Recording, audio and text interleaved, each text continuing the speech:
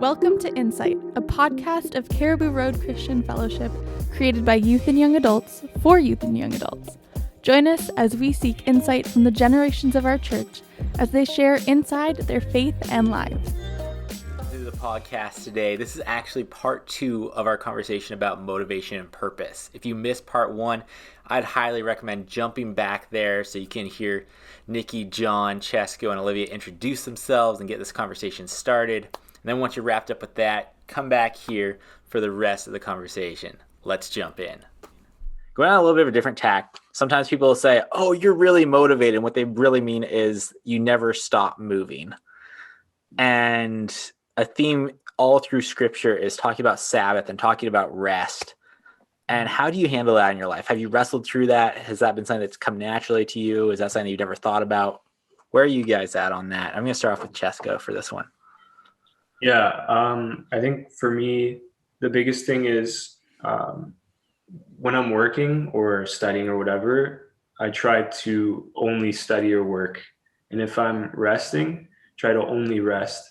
I know like it's popular, especially like when in school and stuff, you're kind of studying, but then you're like with your friends. So then you're in and out of studying. So you never really get like a solid 2 or 3 hour, block where you're just only focusing on work.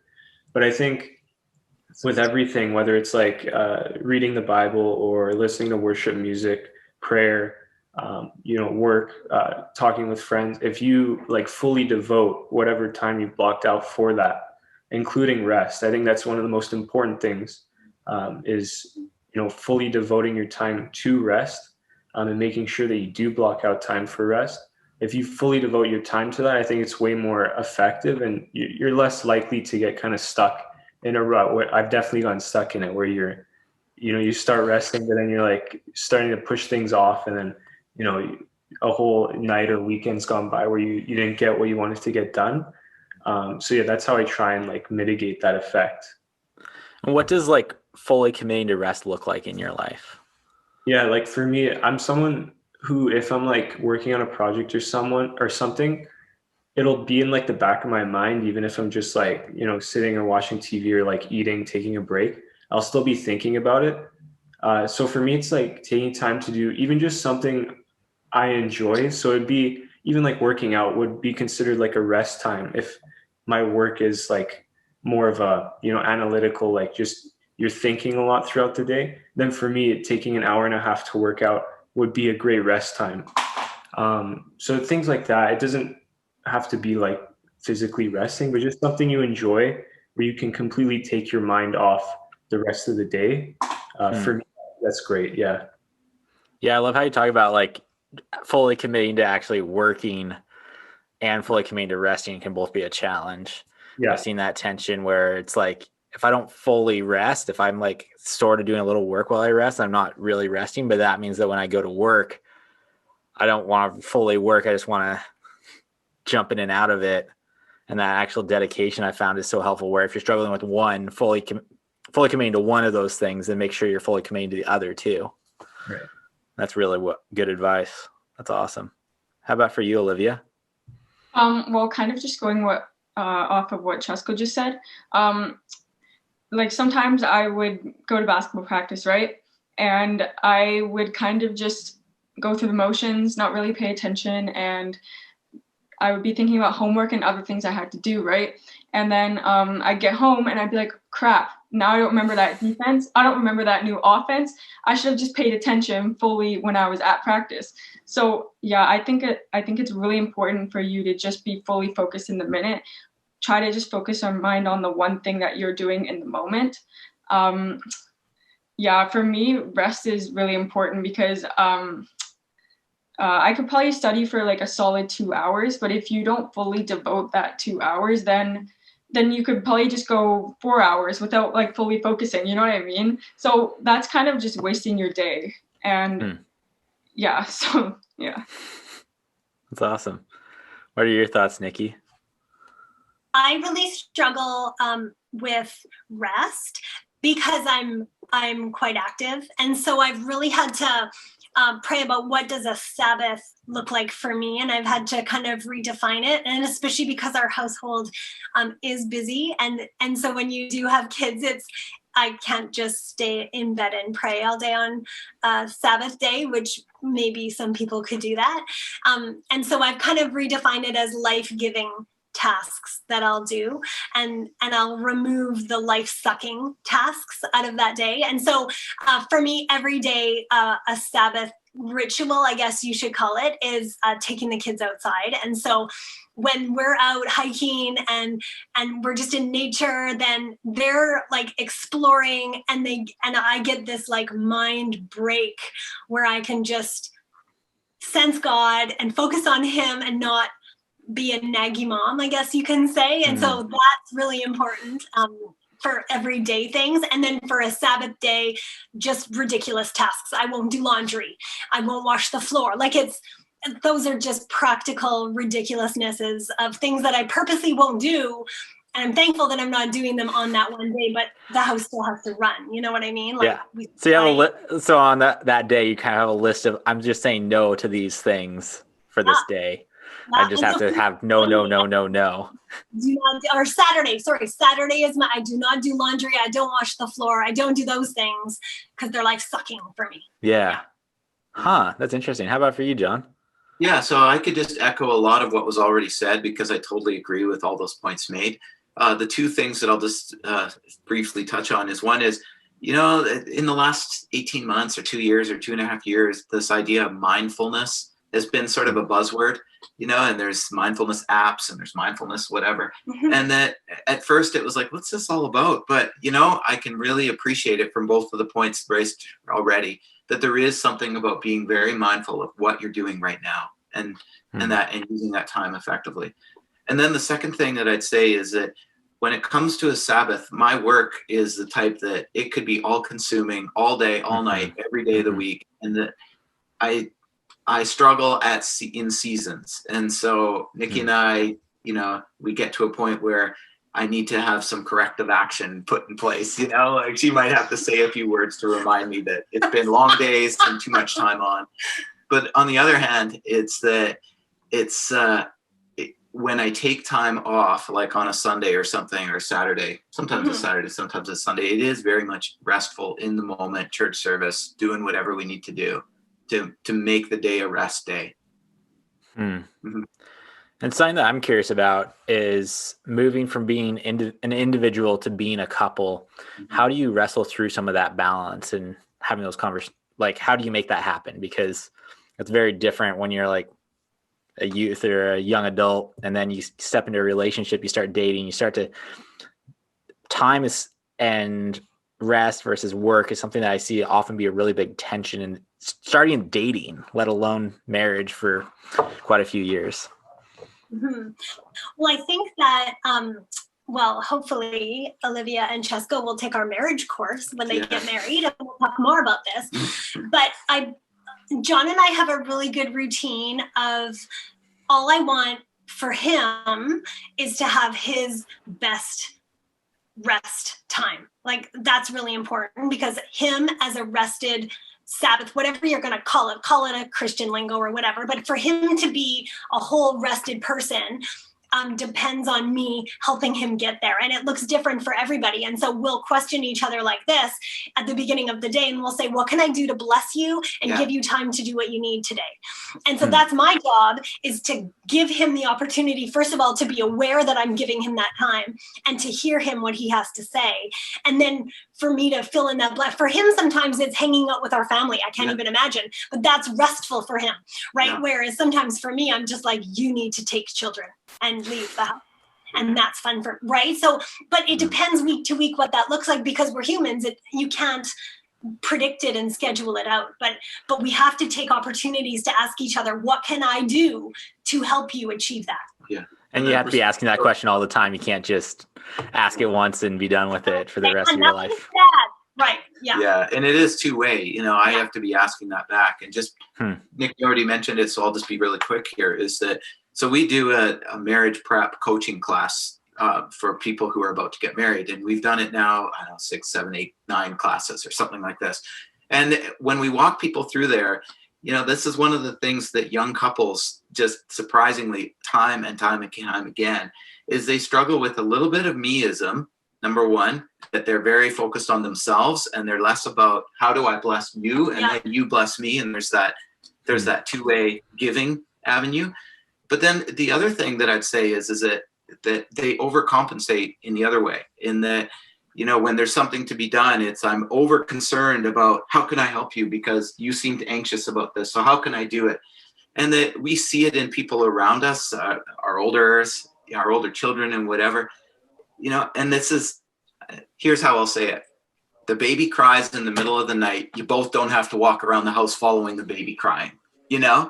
There's no help in that. Yeah. And so same thing, the house needs whatever. I'll just leave it there. Yeah. There's something to be said about good communication and roles. And be honest with what you need. Yeah. And don't be shy to say, I need, to go for a nap or I need to do whatever. You just have to, what your rest looks like, communicate it.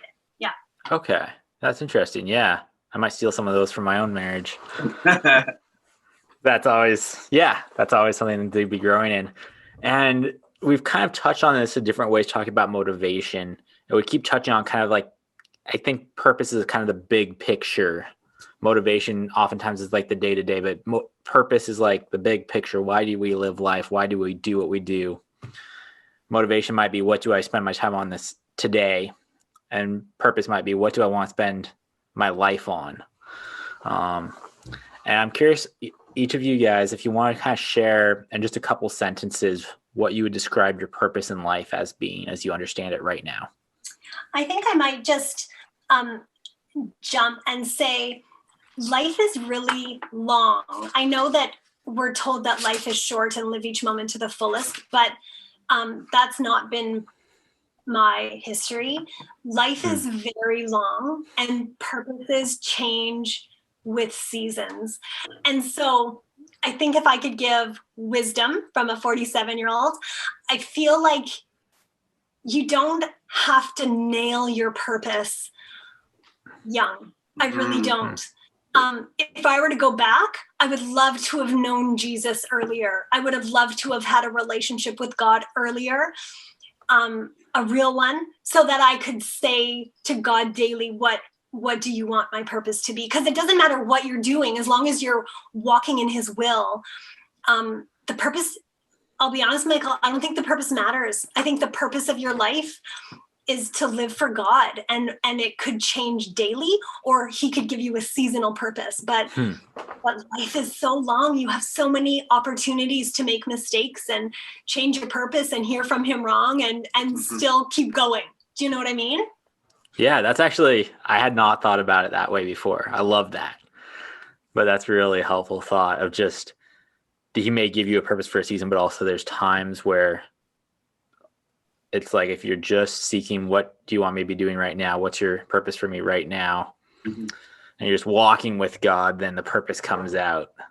I think that, I'm reflecting back and I was trying to remember, but I work with a fella who just wrote a book and it was called Seek Your Purpose, something. Rick Highland is his name, so you could look online. Sounds Joel Osteen-ish. Yeah, that's it.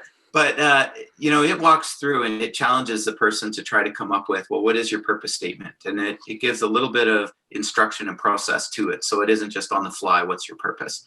So anyways, by Rick Highland. There you go. I'm pushing that one. But a good book. But I did that in the spring and I'm struggling to come up with what was the purpose statement that came out of that book. So maybe that reflects on, it doesn't matter as much as you might think it does. Like you don't post it on the wall and this is it. But one thing that stuck with me is that I'm always seeking to be a better version of myself. Oh, Olivia said that before. I love that. Yeah. Like this. And there's a lot of aspects to that, like it's around my physical health and my spiritual health and my mental health and that, but I'm also the one that will take a lot of courses and try to show up stronger in my work and whatnot. So I think an attitude of be a great Christian and the Christian that God wants me to be, and always seek to improve. Don't just rest and sit and rest say, back. Good enough. Yeah, I'm good enough. You realize that you're never good enough. Interesting. Yeah. And that's Rick Highland wrote a book called Seek Your Purpose. I think it is. Yeah. Okay, there we go. We're promoting a book on here. Yeah, there it is. Yeah, one to look into. Appreciate it. Yeah. Yeah. What are your thoughts, Cesco and Olivia? Yeah, I totally agree with what you said. I think, especially looking back at like my last year, and I think for a lot of people, when something super unexpected happens, things can change really fast. And I think, yeah, I was thinking like, I don't think I could give a statement on like what my purpose is, especially big picture, like even just like a year or two down the road. I think it's really difficult when things can change so fast. That's why I really agree with, I think it comes out in the moment or whatever season you're in. Like this last year, as I got more involved with like the youth and stuff, I kind of see like how I can change their lives in a way, like or their relationship with God, just through being a leader there and talking to them, playing games with them, or answering any of the questions they have.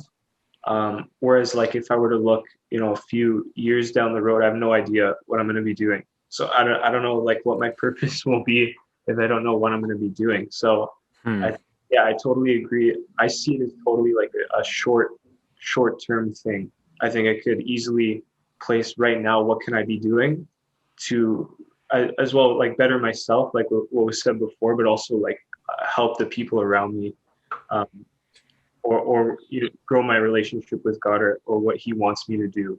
Mm-hmm. Yeah, I think when it comes to purpose, it's a hard thing to define because each person has a different way of doing it. Like if we say our purpose in life is to be a good follower of God and share His love and stuff like that, then we all do it a different way. Whether, for example, Cesco is now a youth leader, he's spreading God's love that way. Niki and John, you guys are doing it through your marriage thing, right? Maybe someone like me, just in high school, is just letting their friends know about God, kind of thing, and that's just the beginning of it.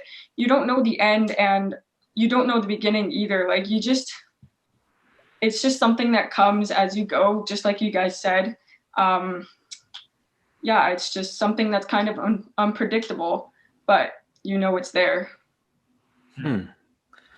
Yeah, I love the diversity of answers to this and just the different aspects of that.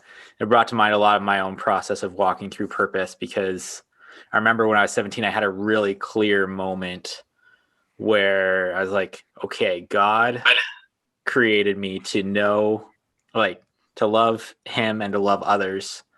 And up to that point, I did not have that focus. And so it was a real shift in big picture purpose in life.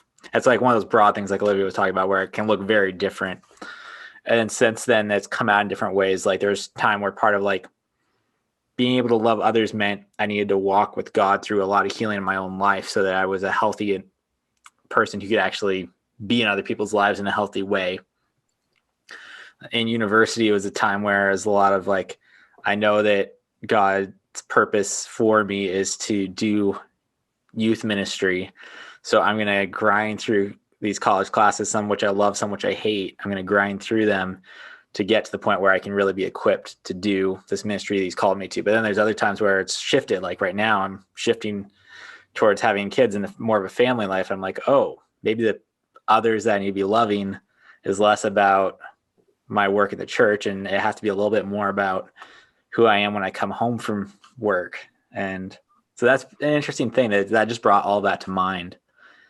And something else we've touched on a little bit is physical health and self-care.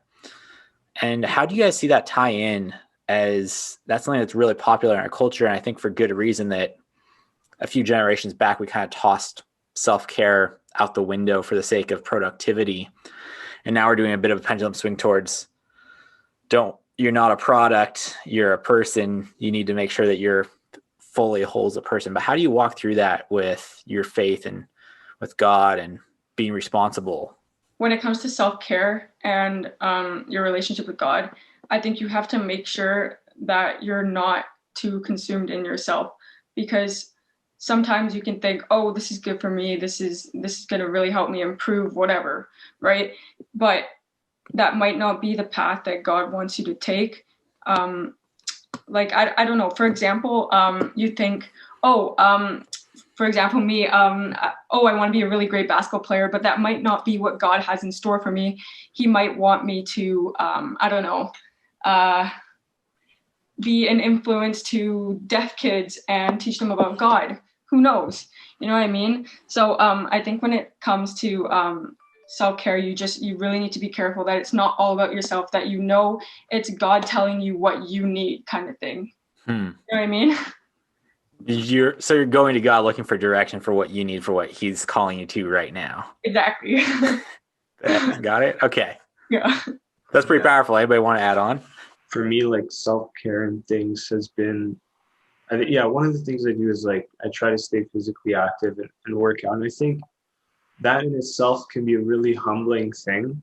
If you go and even something as small as like you think you're gonna lift a certain weight, but then you don't get it, it just shows you like things don't always go according to plan, even though you've been like putting in a lot of hard work to try and work up to that weight. It's a really small thing and it's not really that important, but it just kind of in the back of your mind, it makes you think like not everything comes, and you have to be humble, but also like grateful for how far you've come and where you are. I think that's a huge part of it as well. Going back to like motivation, I think being like grateful for where you are and like where you're able to be right now, even if it's not the best situation. I think it really helps tie into motivation and purpose. Like you realize that there is something that you can work with wherever you are, or whatever situation you're in. Like there's something that you can do, and there's something God wants you to do there. And I think taking that kind of a perspective really helps as well, just with self-care, like realizing that God has a plan for you, and that everything will unfold in the way he wants it to. It just kind of takes worry away, and you're really able to just kind of go all in. You actually started to lead into the next question I had, which was sometimes it seems like contentment and motivation are exclusive of each other, where it's like if you're content, then you don't want to improve, and so you don't need anything to do anything. But if you're motivated, then you're not happy with where you're at, which I know it doesn't have to fit together that way, but how do you guys wrestle with that potential tension and bring that to peace? If I could, is when I have a good day or a good week or even a good month, it's often because I've accomplished what I set out to do. And that when I'm getting a lot done and I'm productive and the people around me are productive and I'm able to report in on the progress I've made or the breakthroughs I've had or something like that, and really dedicated both the time and the energy and mind space to it, that is more a factor of what keeps me happy. And that the contrary is that when I find that I'm not as motivated, I'm not as focused, I'm not as directed, and I'm just sort of going with the flow, I find that that's when I'm emotionally down, and it shows up in my family life, and it shows up in just who I show up as a person. So I do think there's something to be said about have a goal or have a target, have a plan, and be working the plan. Then the routine will work. It does work. I think though as well, I think I struggle with this mostly because I have like 5 and 7-year-olds who are so like selfish and whatever right now. Like it's just that age of kid. And like I think that we have this conversation every day with them in that, one wants what the other has. And so that word contentment, like I'll be a mom right now and I'm just going to say it's a choice. Like you can choose to be content with where you're at. And so I know that even happens sometimes after a busy weekend, and John will be getting into bed and John will be like, man, we got a lot done this weekend. And I'll challenge him and I'll say the more relational aspect of, and who did you connect with most this weekend? Or, what lives were changed this weekend? And it's just to bring in that awareness that it's not just all about a list. It's not just all about achieving things, but did you choose today to be content with where our family was at or where with this relationship was at? But that's just my relational woman, mom part that comes into that. But I do believe contentment is a choice, that it doesn't always have to be how many things you've checked off your list. That's deep. That is true. It is deep. Thank you, hon. That is deep, because that really rings true for me, because I am like this list person and get it done stuff, and I'm quite driven and all this way. But having that one-on-one time with each of the kids or important people around me, and now appreciating my oldest daughter who's living here with her family, is taking the time while they're here to be spending time with them, as opposed to cleaning the garage or doing whatever I need to do. I think that's also really important to say. That's good. Thank you. Is there anything you'd add, Olivia? Yeah, I just have a quick question. Are you saying that contentment and motivation kind of come hand in hand, or are you saying that they're kind of opposites? I'm saying that at times they can feel like opposites. Okay. Because sometimes I need to, if I'm motivated to change and to do things, it's because I'm not content with where things are at. Right. Or if I'm content with where things are at, then I lose my motivation to ever do anything. Yeah, see, I think I actually disagree with that statement. Because I'm motivated because I'm content with things. So let's say I do really well on a test, and I'm content. I'm really happy about it. This motivates me to study hard, do well on my next test as well. So I think the motivation for me comes with how well I'm doing. So, okay. Yeah. That's how. Yeah. No, that's helpful. I love hearing that. I love it. It's like wins breed more wins, or the hunger for more wins. So that's really good. It's interesting. One question as we get close to the end here is thinking back, if you could tell your 5, 10, 20-year younger self, depending on your age here, if you could tell a much younger version of yourself something about motivation, what would it be? I think for me, it would be that there's multiple sources of motivation you can have. I think, probably like 5 years ago, kind of like that high school, I was pretty had like tunnel vision kind of thing, where I'd be really set on like one goal and I'd work really hard at it, but other things would suffer, and I wouldn't dedicate my time to other things. But I think now I've kind of learned over the years that you can have different sources of motivation, and you can do different things, and it doesn't take away from your overall goals at all. But if anything, it helps, especially when the other sources of motivation is coming from God, or doing other things with growing relationships, things like that. So that'd probably be the biggest thing. Yeah. I think I would talk back to my middle school self. I was really focused on what other people would think of me, and they were kind of my source of motivation. So I would tell myself I think I would tell myself to focus more on God, and to not use other people, because other people are inconsistent, right?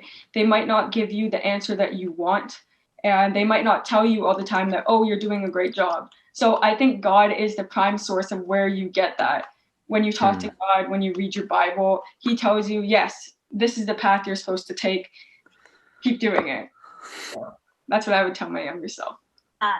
I think I'll jump back and tell my 20-year-old self something. And I think that I would say to surround yourself. I think of you, Cesco and Olivia, as you're going to be meeting people and developing friendships that are kind of adult friendships, more than just like high school friends.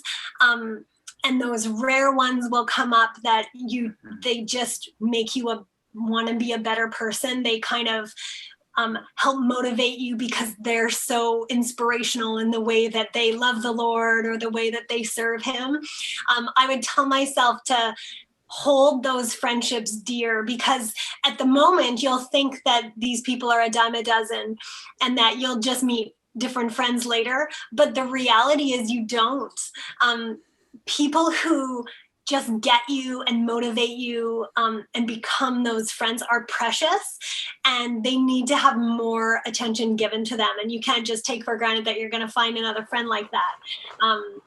It's a rare thing in life to find those people that you really connect with. And so hold them tight and just keep fighting for those friendships as you make them. Yeah. The one thing that I'll say to myself is that when I reflect back on some of my career successes as well as personal successes, those were things that I saw it through to the end. So I've thought of some examples. And so when our youngest children or our oldest children were born, we invested in educational savings plans. And we just put a small amount by, but then when they reached age 18, there's the money. So that was good. There was also other things like fitness or education. I got 2 degrees and whatever, and we just sort of saw it all the way through, and it was not hard or not easy in the moment, but we saw it all the way through.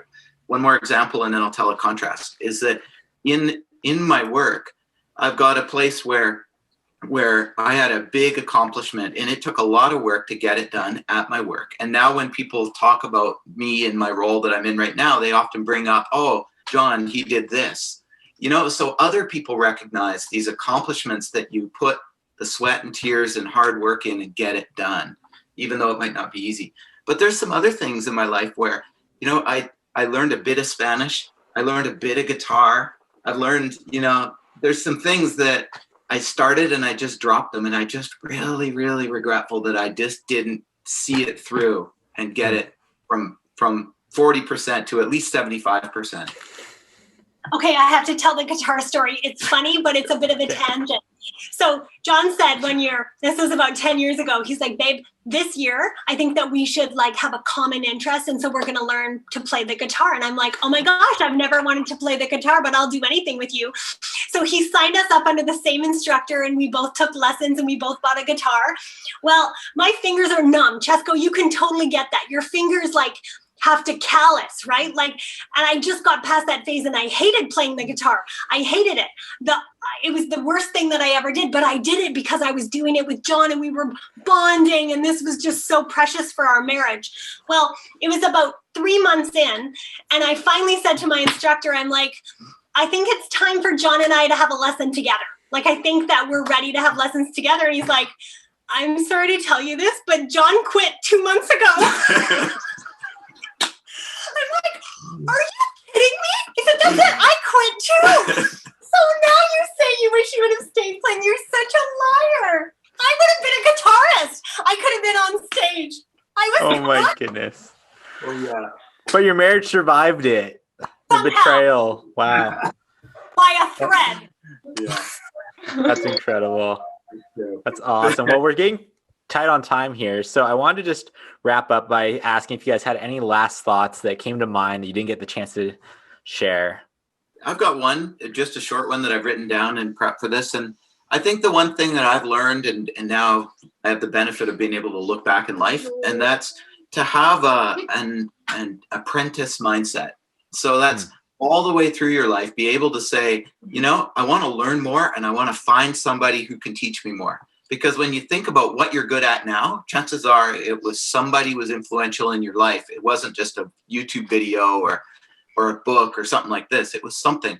So all the way through your life is once you're trying to say, I would love to be better at something, find someone better than yourself and connect. And then you have the personal relationship as well as that mentor who can teach you more faster. That is such a good point. And that's a biblical thing. It's have one hand in the, what is that reference by Michael? There's reach one way, and where are you reaching back? You should be teaching, but you should also be taught.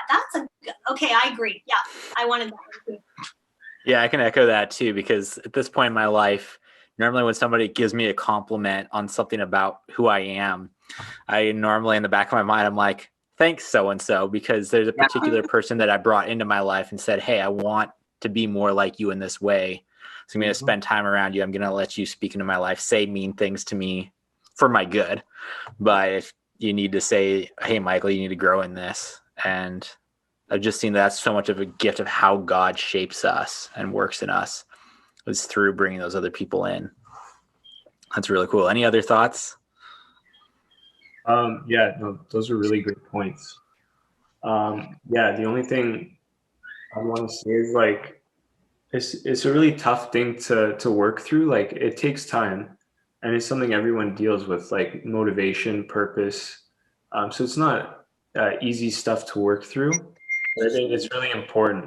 So I definitely recommend that anyone listening to like take it seriously, even if you're younger, like a youth. It's a perfect time to get started. But yeah, definitely, if you're finding like you yourself can't get motivated, or you're struggling finding your purpose yourself, the best thing you can do is turn to God and start looking in that avenue, and you'll see things start to come more into perspective. That's so good. And just like inviting some of the younger ones of you guys on this, part of why I invited you on was because you can see that your intentionality with your lives is already having a really big impact on who you are. And like Olivia can point to a turning point in grade 9 where she started to go, okay, I'm going to be intentional about letting God shape my life more and my motivations and my heart and my purpose more. And if you know Olivia very much, that really shows. And God's been really faithful to work in that. He'll be faithful in your life to work in that. As we close up, I just want to thank you all for coming on and giving us your time, your thoughts, your heart. Really appreciate it. And I love to see how God's worked in your lives. Also want to thank the listeners for coming and listening to this. And finally, we always have to thank the awesome writing team. There's a handful of youth and young adults who put in hard work coming up with great questions and thoughts and feedback for me so that it gets better every time. Hopefully, that's the plan. That's the goal. I believe it's happening. So thank you guys all so much. I just want to close up in a quick prayer. Lord, thank you so much that you do have a purpose in each of our lives, that you're faithful to reveal that to us. I think of the different stories that each guest has shared about how you've guided them at different times when they're looking for you. I pray that you be faithful in each of our lives as listeners to this podcast, that as we seek your heart, we seek to know your purpose in our lives, that you would reveal that you would give us the motivation in the heart to just serve you with the gifts and abilities you've given us. And even if we don't know where we're going, what path you're taking us on, we look forward to what you're going to do. And we already have thanks in our hearts for what you're going to do in our lives. In your name, amen. Amen. Amen.